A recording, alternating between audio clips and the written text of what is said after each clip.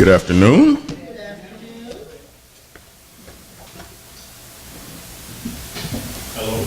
I would normally make note of visitors, but I don't consider Jeanette to be a visitor. And guess who isn't a visitor anymore? And well, Vince has never been a visitor. Leave Vince alone. Vince is here. That's a good thing. That's gonna be an order from here. We're gonna leave Vince alone. Okay.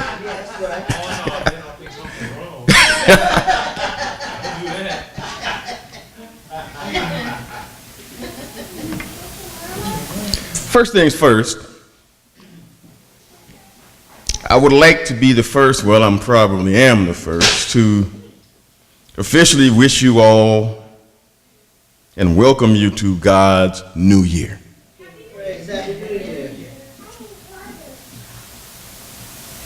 It actually started out last night, so there's no need for the usual stupidity we're used to. We don't need fireworks, drunkenness, spit swapping, or any of that overboard nonsense that we used to do out there years ago. I remember a few. Probably would remember more if I would be in a more lucid condition when I was doing it, but that's a whole other issue that I don't want to go into today. But our true gratitude should go to God. And I think that should be more than enough.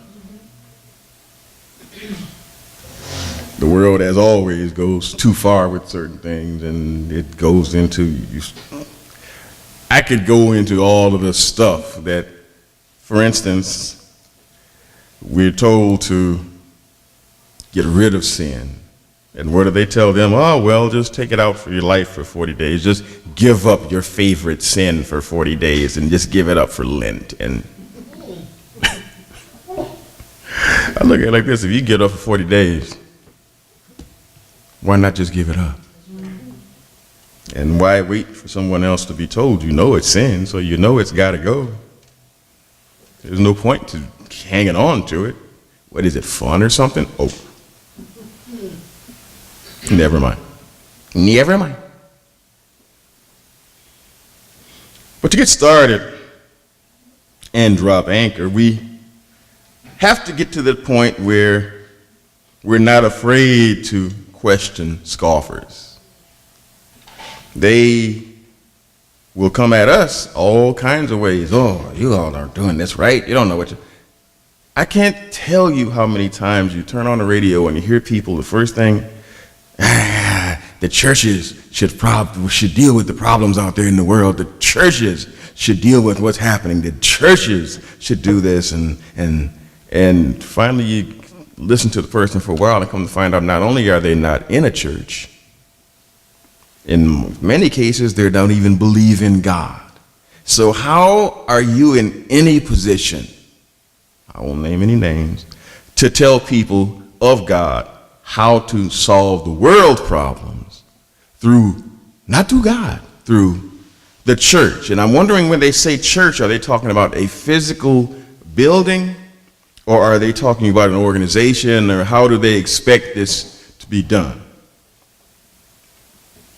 Well, we were told how it was done a long time ago. Matter of fact, we were told when to start. We were told how to start. We were told in very specific terms. Let's, like I said, drop anchor. Exodus, the 12th chapter, the first verse. If somebody's going to tell me I should do something, give me some specifics. One thing God is good for: specifics. For instance, where he first tells Moses that this time of year is the beginning of the year. And to make it known that they didn't forget it, he made sure that not only was this the beginning of the year, but I'm going to release you from 400 years of slavery during this time. So you remember two things. Number one, when the year starts. Number two, that you've been released from Egyptian slavery. Exodus, the 12th chapter, the first verse, where it says, "And Yahweh spoke unto Moses and Aaron in the land of Egypt, saying, This month shall be unto you the beginning of months. It shall be the first month of the year to you." Abib is what it's called, the first month of the Jewish ecclesiastical or sacred year, corresponding to our March or April. It began about the time of the vernal equinox. Not exactly, and it's not dependent on it, it just happened that way. On 21st of March, it was called Nisan, after the Hebrew captivity began in Babylon or Chaldea, because Nisan is a Chaldean term. Verse 3. "Speak unto all the congregation of Israel, saying, In the 10th day of the month, let each man take a lamb according to the families of his fathers, a lamb per family. And if the household is too small and is not able to eat the lamb, let him and his neighbor next unto his house take it according to the number of persons, each according to his eating shall make your count for the lamb. The lamb shall be without blemish," which means it's got to be perfect. No markings, nothing, no bruises, nothing broken. You had those people that was, give them the old broken one over there. They didn't realize how they were, cheating themselves out of it in doing that. "A male of the first year, you shall take it out from the sheep or from the goats, and you shall keep it up until the 14th day of the same month." Exodus, the 12th chapter, the 6th verse. "And you shall keep it until the 14th day of the same month, and the whole assembly of the congregation of Israel shall kill it between the two evenings." I remember for years everybody arguing about the word for that. When you see that kind of waggling about words, you're not trying to become more specific. What you're looking for is a reason to not do it. I've learned that from watching it happen. Most of the people that did all of that wishing and washing about what rev meant and all of the words of between the evenings, where are most of them now? The proof is, after all, in the pudding, or in the doing, if you will, or not doing. Verse 7, "And they shall take of the blood and put it on the two side posts and on the upper post of the houses in which they shall eat it. And they shall eat the flesh in that night, roasted with fire and unleavened bread. And with bitter herbs they shall eat it. Eat none of it raw, nor boiled at all in water, but roast with fire his head with his legs and with the entrails thereof. And you shall let nothing of it remain until the morning. And that which remains of it until the morning you shall burn with fire. And thus shall you eat it with your loins girded, your shoes on your feet, and your staff in your hand. And you shall eat it in haste." Why? Because we're about to get up out of here. I'm about to take you to another place. It is the Lord's Passover. "For I will pass through the land of Egypt this night." We don't want to miss that. Let's go back to 12 again. We heard for years through these movies the death angel was going to do this, and the death angel was going to do that. No, it says, "For I," first person, "I, Yahweh, will pass through the land of Egypt this night and will smite all the firstborn in the land of Egypt, both among man and beast, and against all the gods of Egypt I will execute judgment. I am Yahweh." We learned how these counts are calculated in earlier studies, born in our earlier confusion about them, and we learned how to count the holy days using the basic Hebrew calendar, not these magical ones where everybody's on a different one. This exercise taught us in some depth the complicated issues that many Hebrews encounter, as some follow the pure Torah and others follow the changes instituted by Judaism even before the birth and ministry of Yeshua. A lot of these changes have become so inculcated with them that Torah, Talmud, Kabbalah, it kind of got mixed all in the same soup, and there are some real interesting differences there that I'm not here to say, this is right and that's wrong. It's none of my business. I think there was an order that leave the wheat and the tares together. We'll let the angels root them out when the time comes. We're not qualified for that. Besides, we've got so much work to do on Ray. Choose your own Ray. Preferably yourself. We've all got our own issues. So we don't have time to worry about what so-and-so is doing wrong. Let's get our houses in order. That's the issue. That's the main issue. But as I said, though, there are some problems even within all of these. And everybody has their own issues. But the main issue is, what are we going to do right? Let us get it right within ourselves. That subject is a sermon in itself, but in terms of all of the little differences, but today is not the day for it. You see, in looking around the world, the confusion and fear are mounting. I don't know if anybody noticed it, but the Pacific Ocean is dead. There is almost nothing living out there. There are fish, dead fish by waves just crashing into California. Whales, things that I've seen pictures of that I didn't even know what those things were. And they're coming in and they're dying, and if you don't see the news reports from the coast or from maybe other places, you don't hear too much of it nationally. You don't get it too much. You might get it early in the morning for a couple of minutes where they figure, nobody's going to see that. We don't want to alarm anyone. But the Pacific's in bad shape, and in all honesty, the Atlantic ain't much better. The Pacific is awash in radiation from the Fukushima reactor that's melting down before our eyes, and they act like, that's last month's news. No, it's not.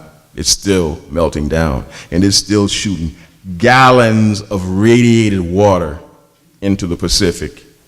And it's just going and going and going. The same thing is going in the Atlantic from the oil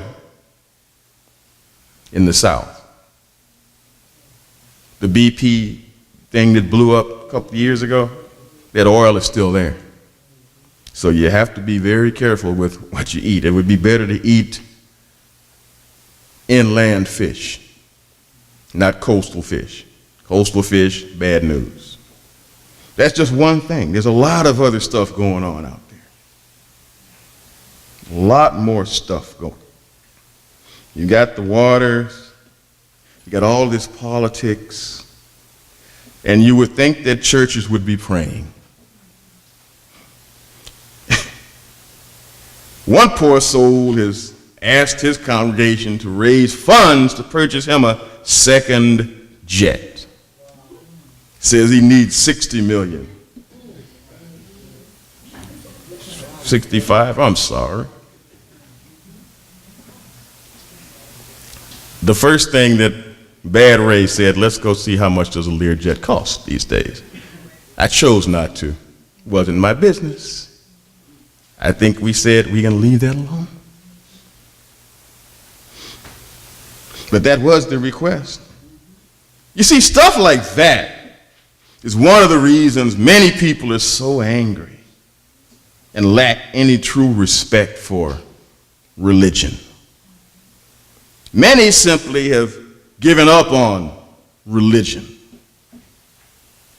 and will gladly tell you so boldly, you go to church? Are you okay? Are you okay? Yeah, I'm fine. Because, but you're religious? No. I have a faith. I am not religious. Break that word down. Return, liege, return to slavery, or the act of slavery. That's what well, look it up. It's Googleable. Googleable, is that a word? It's Googleable. It is now. It's Googleable. You can find it. It's there. It says a return to slavery. But if you're a slave, slave to who? Some guy that says, I need $60 million for my second Learjet, or the father. If I'm going to be in liege, I would rather have a personal relationship with the master rather than the dollar. Oh, never mind. I was talking about the dollar, not the dollar. You know what I'm talking about. But many simply have given up on religion and will gladly tell you so. Oh no, I don't believe in that stuff. I don't. And I get that. I totally get that. Especially with the greed, the scandals, and the seemingly unending conflicts among the world's religions, which seem to perfectly mirror the conflict pushing the world toward either of two things: World War III, or the emergence of Antichrist and the uncloaking of the one world government. And let's be honest, both are on the horizon, and one will lead to the other.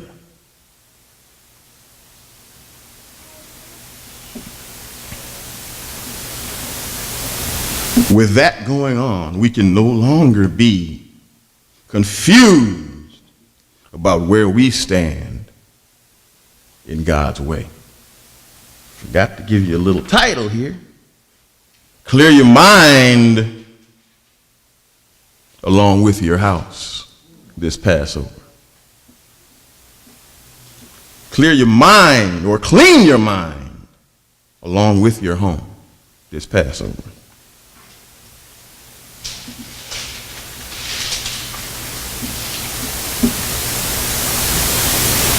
And it starts pretty soon. About 13 days left? We must know where we stand with God. With the world slowly falling apart all around us, we have to know where we stand with God. The plans were laid from the dawn of creation in terms of what these days meant and what it was all about. And he laid it out plainly. It was a fascinating plan. Let them be in slavery for 400 years, and then the day we let them out, that's the new year. You'll never forget that one, will you? Never will forget that. Yeah. You're getting ahead of me, Jeanette. You're getting ahead of me. But we'll get there. Exodus, the 12th chapter, the 14th verse, where the plans were laid out from the beginning. But these Hebrew truths are found there. This day shall be for you a memorial day, and you shall keep it as a feast to Yahweh. Through your generations as a statute forever, you shall keep it as a feast. 7 days you shall eat unleavened bread. On the first day you shall remove leaven out of your houses. For if anyone eats what is leavened from the first day until the 7th day, that person shall be cut off from Israel. On the first day you shall hold a holy assembly, and on the 7th day a holy assembly. No work shall be done on those days. But what everyone needs to eat, that alone may be prepared for you. And you shall observe the feast of unleavened bread, for on this very day I brought your hosts out of the land of Egypt. Therefore you shall observe this day throughout your generations. For a while, and then we'll change it to Sunday. And Wrong book. Let's try that again. And you shall observe the feast of unleavened bread, for on this very day I brought your hosts out of the land of Egypt. Therefore you shall observe this day throughout your generations as a statute forever. Which means a million years into the new kingdom, there will be some version of this day for those of us who are still there. 18. In the first month, from the 14th day of the month at evening, you shall eat unleavened bread until the 21st day of the month at evening. For 7 days no leaven is to be found in your houses. If anyone eats what is leavened, that person will be cut off from the congregation of Israel, whether he is a sojourner or a native of the land. What does that mean? That God wasn't interested in just the Hebrews. Anyone that came along said, hey, what are you all doing? What's that all about? And once they got a sufficient explanation, said, you know what? What Pharaoh's talking about, that, hey, he let all these plagues and stuff come on us and all this stuff happen. When you all leave, can we go with you? We'll do all of this. I wonder, were there more in the end? This is just me, but I just wonder, in the end, were there more Egyptians doing this than Hebrews? Just a wonder. Not sure. Got no way to prove it one way or the other, so I won't go any further than that. That's speculation. I don't do that. Verse 20. You shall eat nothing unleavened. In all your dwelling places you shall eat unleavened bread. Then Moses called all the elders of Israel and said to them, go and select lambs for yourself according to your clans, and kill the Passover lamb. Take a bunch of hyssop and dip it in the blood that is in the basin, and touch the lintel and the 2 doorposts with the blood that is in the basin. None of you shall go out the door of his house until morning. For the Lord will pass through to strike the Egyptians, and when he sees the blood on the lintel and on the 2 doorposts, Yahweh will pass over the door. That's where that term comes from. And will not allow the destroyer to enter your houses to strike you. You shall observe this rite as a statute for you and for your sons. Everybody together? Thank you. The sacrifices of blood, however, ended with the fulfillment of that in the crucifixion or execution, if you will, of Yeshua at the execution stake at Calvary later. But as we were told, and few believe in the modern world, at least I'm pretty sure they don't believe it, because they certainly don't do what they were told. We'll see it as we go through.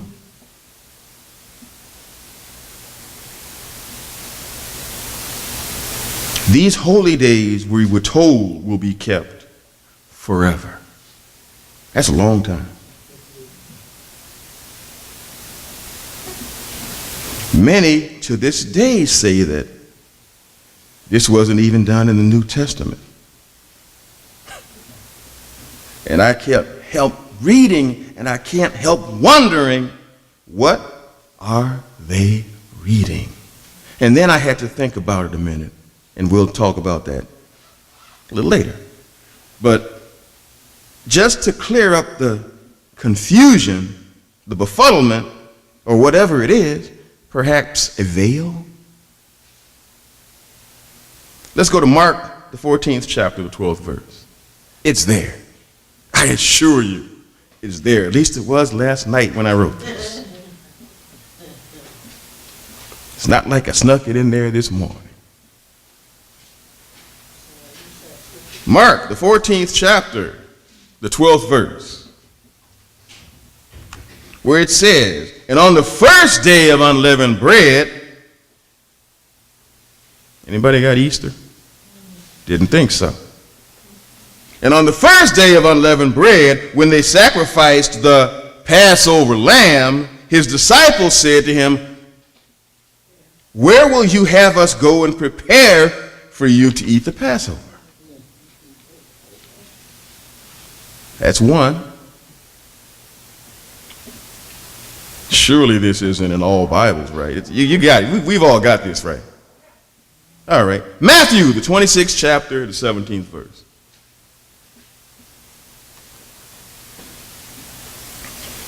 Matthew, the 26th chapter, the 17th verse, where it says, now, on the first day of unleavened bread, haven't we heard this before? The disciples came to Yeshua saying, where will you have us prepare for you to eat the Passover? Anybody need a third witness? Luke, the 22nd chapter, the first verse. See, it's time to maybe not try to become so highfalutin and so use all these 5 and 6 syllable words and just get to some real basic stuff and make it plain that, well, just to make it plain. We'll get back to that. Luke, the 22nd chapter, the first verse, where it says, now the feast of unleavened bread drew near, which is called the Passover. And the chief priests and the scribes were seeking how to put him to death, for they feared the people. Anybody else during Passover would be trying to get closer to God and trying to figure out what's going on and how can I get closer? And they're thinking, hey, this guy might actually be the Son of God. He's going to mess up our whole little thing here. Let's get rid of him.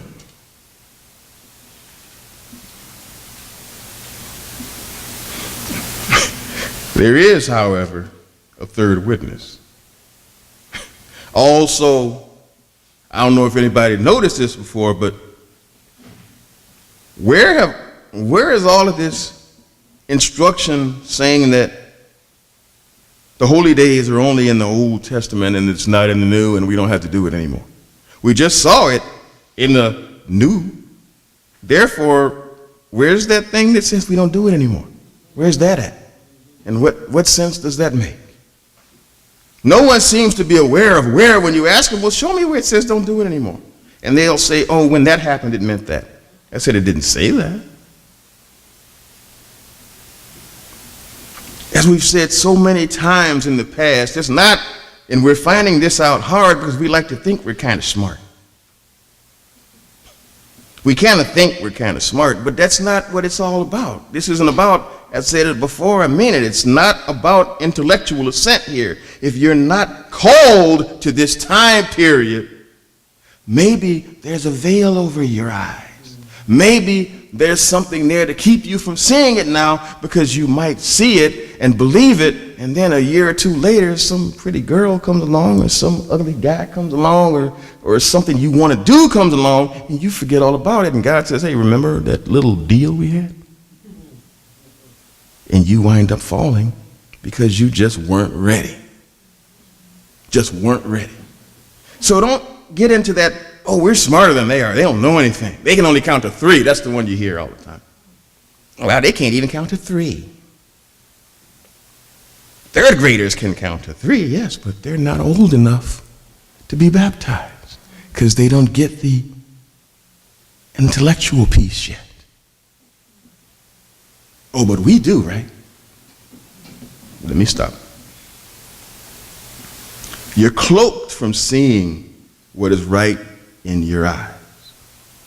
John, the 12th chapter, the 23rd verse. It's all over the place. Believe me, it's all over the place. But let's not trip on that. Let's just get it right. And Yeshua answered them, the hour has come for the Son of Man to be glorified. Truly, truly, I say to you, unless a grain of wheat falls into the earth and dies, it remains alone. And if it dies, it bears much fruit. Whoever loves his life loses it. And whoever hates his life in this world will keep it for eternal life. If anyone serves me, he must follow me. And where I am, there will my servant be also. If anyone serves me, the Father will honor him. Now is my soul troubled, and what shall I say? Father, save me from this hour. But for this purpose I have come for this hour. Father, glorify your name. Check this. We don't read this very often. Then a voice came from heaven. What did it say? I have glorified it, and I will glorify it again. The crowd that stood there and heard it said that it had thundered. There was a little, I guess, cognitive dissonance going on. Wait a minute. Did you hear a voice? Did you hear a voice? Did you hear? No, I heard thunder. I heard thunder. They said it thundered. Others said an angel had spoken to him. Yeshua answered, the voice has come for your sake, not mine. Now is the judgment of this world. Now will the ruler of this world be cast out. And I, when I am lifted up from the earth, will draw all people to myself, or unto me. He said this to show by what kind of death he was to die. So the crowd answered him, we have heard from the law that the Messiah remains forever. How can you say that the Son of Man must be lifted up? They understood what that meant. Who is this Son of Man? You know, the verses they say that they knew. So there's some little cognitive dissonance going on there too. They say, how can this saying be consistent with this uplifting? They saw very well both that Yeshua was holding himself up as the Messiah, and as a Messiah he was set to die a violent death. And as that ran counter to all of the Talmudic oral traditional teachings of the Messianic prophecies, they were glad to get this seeming argumental advantage over him to justify their unyielding attitude, because, hey, we're not listening to this guy. Our leaders, the Pharisees, the scribes, the Sadducees, the high priests, they've got positions with the Roman government. We've got power, secondary power, straw balls power, but we've got power. We don't need this guy. He might ruin all that. Verse 35. So Yeshua said to them, the light is among you for a little while longer. Walk while you have the light, lest darkness overtake you. That was warning. The one who walks in the darkness does not know where he is going. While you have light, believe in the light, that you may become sons of light. When Yeshua had said these things, he departed and hid himself from them. Though he had done so many signs before them, they still did not believe in him. So that the word spoken by the prophet Isaiah might be fulfilled. Lord, who has believed what he heard from us? And to whom has the arm of the Lord been revealed? Therefore they could not believe, for again Isaiah said, he has blinded their eyes and hardened their heart, lest they see with their eyes and understand with their heart and turn, and I would heal them. It's going to happen for the ones that are still alive. 41, Isaiah said these things because he saw his glory and spoke of it. Paul again in Acts, with private meetings in a rented home, tried to prove to his Hebrew brothers again that because of the leaven woven into their teaching by their traditions, many still weren't sure. But he was trying to get them straight. Acts, the 28th chapter, the 23rd verse. Acts, the 28th chapter, the 23rd verse, where it says, and they have appointed him a day many came to him in his lodging. He set up meetings just to understand why this was happening. Judea was still pretty hot in terms of anyone that was preaching the word of Yeshua. They didn't like that because they thought he was taking their power away with the Romans. So anybody that taught that, you had to kind of hide out and sneak and kind of get it to the people that were willing to listen. And that's what he was doing. And they, having appointed him a day, many came to him in his lodging, to whom he expounded, testifying the kingdom of God, and persuading them the things concerning Yeshua, both out of the law of Moses and out of the prophets, from morning until evening. Woo! Now I could do that. Not today, don't worry. Relax. But there are people who could sit for hours. And if it was interesting and it was enlightening, you could sit for hours and just talk about the Bible and not arguing, but really digging in there and getting some understanding. That's what he's doing here. 24. And some indeed believed the things that were said. Others did not believe. That's any time. And disagreeing with one another, they were let go. Paul saying one word. Well, did the Holy Spirit speak through Isaiah the prophet to our fathers, saying, go to this people and say, hearing you shall hear and shall not understand. This wasn't surprising to him because he knew what was going to happen. Some would get it, some didn't. And seeing you shall see and not perceive. For the heart of this people was fattened,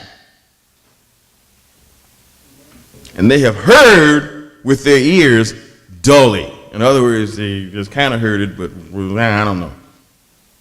And they listened and they closed their eyes, lest at any time they should see with their eyes, and hear with their ears, and understand with their hearts, and should be converted, and I should heal them. Therefore, be it known to you that the salvation of God is sent to the nations, and they will hear. And he, having said these words, the Jews departed, having much discussion among themselves. The ones that were convinced had the ones that weren't in their ears. Are you sure? I don't know about this. You don't believe this guy, do you? Maybe we should rat him out. We can't trust him. And Yeshua repeated the prophecy to clearly make the point to them, and more importantly, to us. Matthew, the 13th chapter, the 13th verse. Matthew, the 13th chapter, the 13th verse, where it says, therefore I speak to them in parables, because seeing they see not, and hearing they hear not, nor do they understand, and in them is fulfilled the prophecy of Isaiah, which says, by hearing you shall hear and shall not understand, and seeing you shall see and not perceive. For this people's heart has become gross, and their ears are dull of hearing, and they have closed their eyes, lest at any time they should see with their eyes, and hear with their ears, and should understand with their hearts, and should be converted, and I should heal them. But blessed are your eyes, don't miss this, but blessed are your eyes, for they see, and your ears, for they hear. For truly I say to you that many prophets and righteous men have desired to see those things which you have seen and have not seen them, and hear what you hear and have not heard them. In reading this, do you actually believe that we understand this because we're so intelligent and so much wiser than everyone else? Biblically? You've got guys with 2 and 3 PhDs going at this stuff.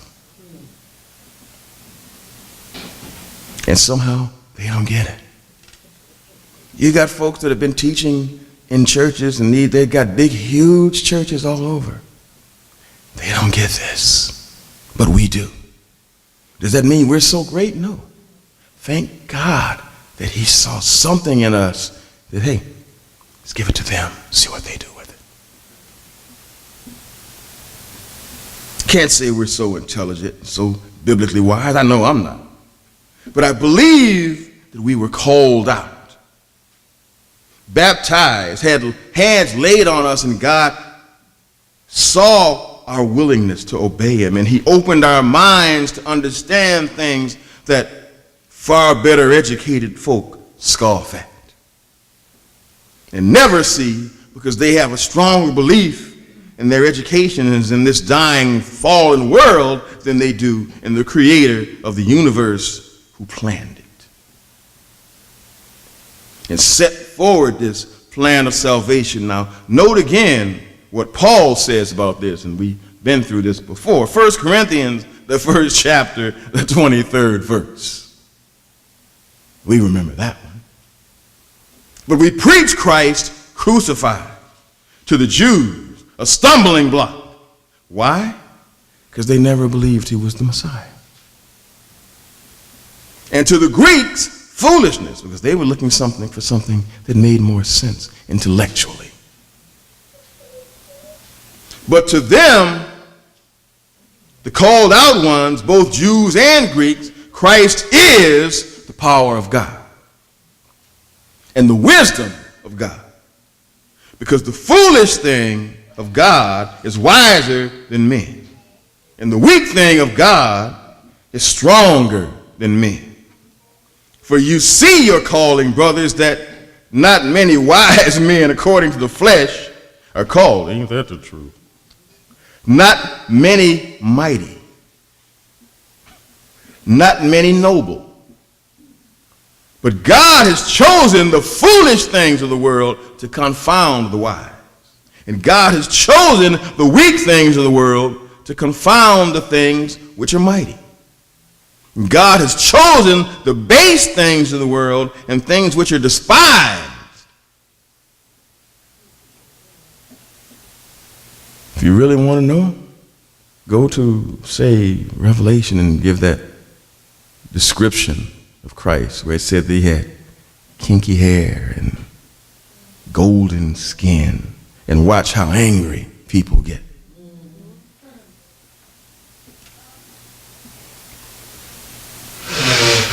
And God has chosen the base things of the world, including his son, and things which are despised, and things which are not, in order to bring to nothing those that are, so that no flesh should glory in his presence. Oh, you didn't do anything for me. I would have gotten here all by myself. I have 5 degrees. I have a fleet of jets. I have cars. I have everything. I have everything. I wear everything. I have the best clothes. I have the best haircut. Oh, shut up. You can't glory. You can't, how do they say, you can't trip. You might fall. You have to reach that point, and he did it for you. He set you up so that you would remain humble, in complete understanding, and realizing that you have to lean on him, not on us.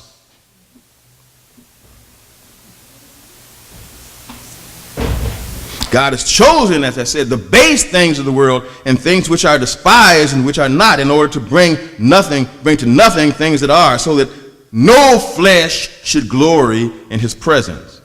But of him you are in Yeshua Messiah, who of God is made to us wisdom and righteousness and sanctification and redemption, so that according as it is written, he who glories, let him glory in the Lord. But also, let us not become so wrapped up in this world that we forget how important this salvation is to us. And don't let the scoffers lead you to believe that man has this mess on lock. They don't. If they did, why aren't they cleaning up the Pacific? They're so smart. They were smart enough to we won't even get into the arguments between fission and fusion in terms of which one made more sense. To smart people anyway. But I'm just what do I know? We don't have this on lock. In 13 days, show you, I want you all to be aware of the color of that moon that will become full on the first day of unleavened bread. It will be as red as blood. If you're up, I was up last year. Turned red at about 1:50 in the morning. I had a sermon the next day. Y'all saw me up here kind of, because I was up until 3 o'clock watching it. They thought I was crazy. I'm going to be up this year. It's going to be out there. If anybody wants to be up with me, it starts at 4:03 a.m. And as I understand it, it'll be a beautiful, clear day. Now, most of the world gets nothing out of this. They're selling books. Nothing in them is true. Because they're telling you it's a signal of the rapture. I'm not sure it's anything more than the Eternal's way of letting us know that we should look to him for guidance, times, and signals. He told us already. Maybe because it was in the Old Testament, they missed it. Genesis, the 1st chapter, the 14th verse. Told you what it was there for, what it was all about, and then when it happened, how can you say, oh, we never knew it? Well, we didn't know that was a signal. We didn't know that was a flare. We didn't know. Genesis, the 1st chapter, the 14th verse, where it says, and God said, let there be lights in the expanse of the heavens to divide the day and the night, and let them be for signs, seasons, such as the ones coming, let you know when to do it, and for days and years. He has told us to look to the sky for signs. Even notice what Yeshua says of frightening occurrences in the sky, not during or, he says before his return. How long before? Keep watching. You'll see it. And we will know from the signs what's happening. Many miss this because they believe it's going to be well, that's what the book said. It's going to be a sign of the rapture. We're all going to float away, go straight to heaven, have wings, and never mind. Matthew, the 24th chapter, the 27th verse. Here comes the hook. For as the lightning comes out of the east and shines even to the west, so also will the coming of the Son of Man be. For wherever the carcass is, there the eagles will be gathered. You're assuming you're the eagle, right? Check it out. Aquila, or eagle in Roman, was a prominent signal that was used in ancient Rome, especially as the standards. You know what standards are? That little sign that each division carries in front of them when you go to war. It has the symbol of the country on it. The Roman legionnaires' signal, or the aquilifier, that's the guy that would carry the symbol, their standard was an eagle. Where the carcass is, there the eagles will be gathered. 70 A.D., the eagles gathered in Jerusalem.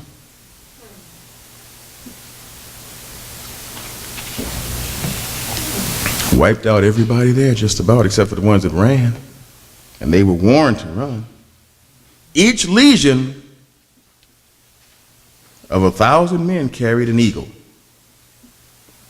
This is why many scholars believe that this prophecy was already fulfilled, because they say that it details the Roman occupation and destruction of Jerusalem by Titus in 70 AD. That wasn't the final, though. But now who's pushing at Israel?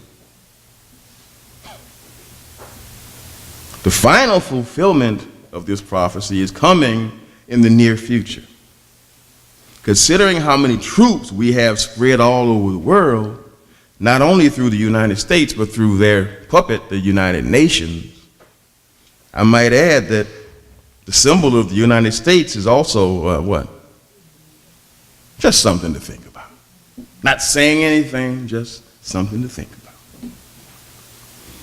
But that is not supposed to be our focus.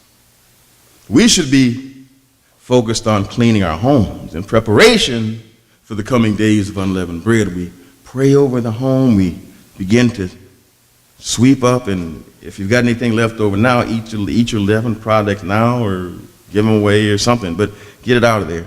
And sweep, mop, clean out drawers, clean out closets, clean out shelves. Yeah, we know what to do. We've done this for years. But the most important cleaning right now is between the ears and the heart. This is the time to go to work on those things, clean that up. If you got any problems between any of us, we have to get with ourselves and figure that stuff out and talk to each other and work those things out. If at all possible, we must work to correct these problems if there are any, because we can't take the Passover with that stuff in our hearts. Not effectively, anyway. What did Paul say in 1 Corinthians, the 11th chapter, the 27th verse? 1 Corinthians, the 11th chapter, the 27th verse, where it says, so that whoever shall eat this bread and drink this cup of the Lord unworthily, he will be guilty. They were thinking, a lot of people for years have always thought that that's just, oh, well, you know, we got to make sure that the non-baptized people don't take this. You don't think that you can take this unworthily with baptism?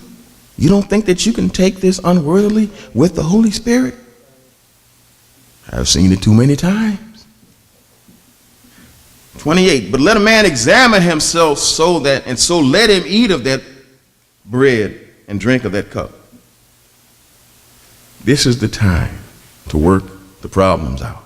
This is the time to work out the issues within yourself. You've got, I'm not sure about this. Have you ever get to a point where, I've been there, where I'm not sure about that anymore?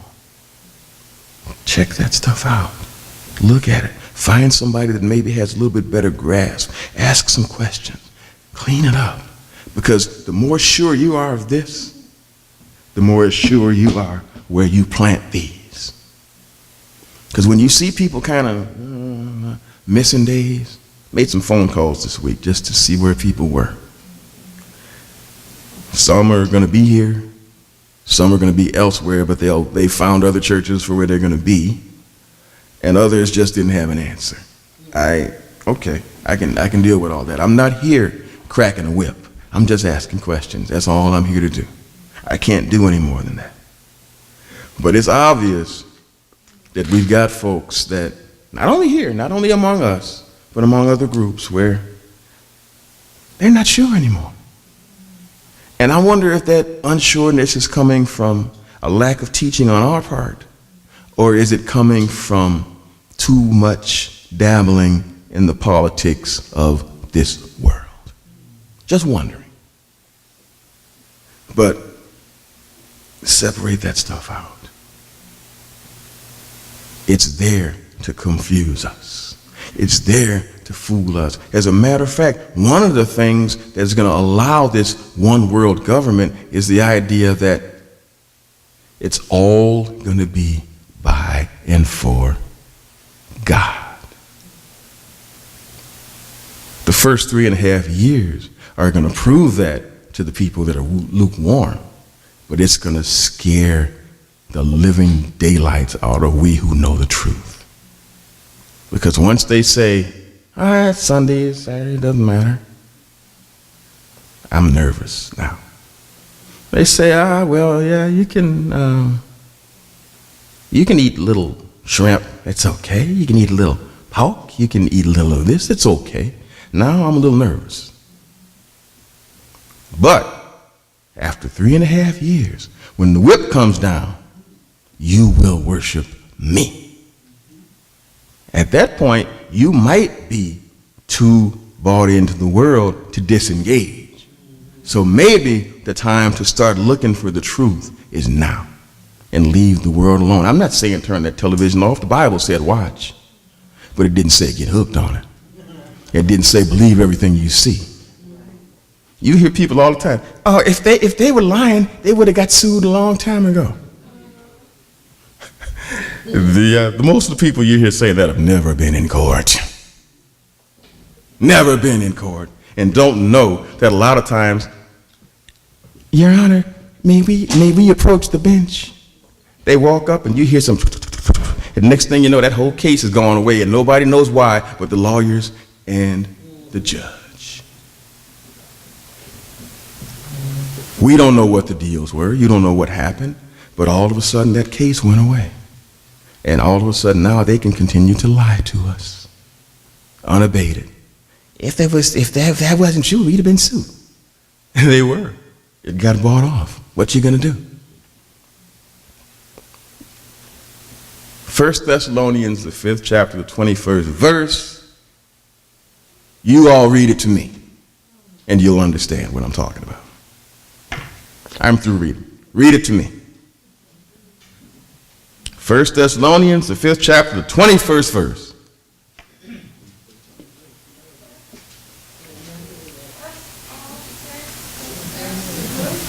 That's it. That is not a biblical instruction. That has expanded to the point now where it is a life instruction. You have to do that now about everything that comes before you. If you're not willing to do that, you might be fooled.